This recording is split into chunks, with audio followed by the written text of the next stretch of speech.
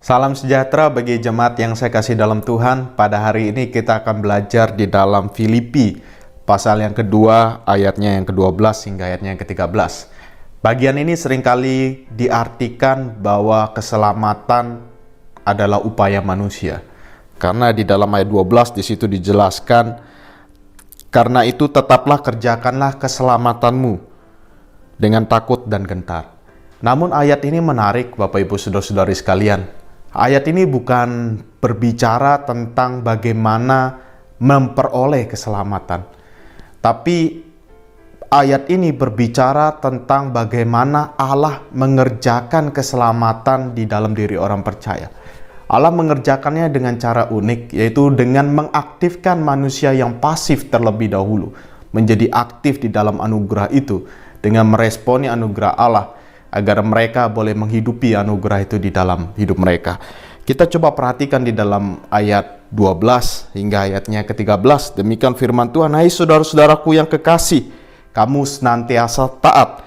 Karena itu tetaplah kerjakan keselamatanmu dengan takut dan gentar, bukan saja seperti waktu aku masih hadir, tetapi terlebih pula sekarang waktu aku tidak hadir." Ayat 13 ini merupakan salah satu hal yang penting untuk kita cermati bersama. Karena Allah lah yang mengerjakan di dalam kamu, baik kemauan maupun pekerjaan menurut kerelaannya. Sehingga di dalam Filipi pasal 2 ayat 12 sampai ayat 13 ini menegaskan bagaimana Allah mengerjakan di dalam diri orang percaya keselamatan yang sudah Dia berikan. Dengan cara mengaktifkan orang yang pasif di dalam dosa itu untuk meresponi anugerah Allah dengan karya Roh Kudus yang tentunya melahirkan mereka kembali di dalam anugerah itu. Kita bisa melihat itu di dalam Filipi pasal yang pertama ayat 19. Di situ digambarkan bagaimana Allah bekerja di dalam diri orang percaya.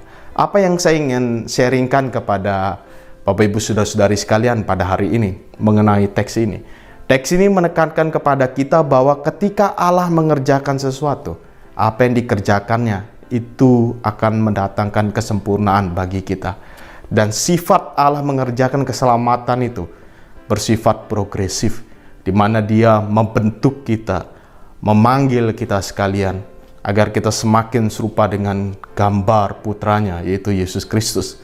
Dan inilah yang disebut dengan progressive sanctification, di mana proses pengudusan itu bersifat progresif yang Allah kerjakan terus-menerus di dalam hidup kita. Dan itu mengikut sertakan kita sekalian, membangunkan kita sekalian di dalam tidur kita, keterlelapan kita terhadap dosa yang telah merusak hidup manusia.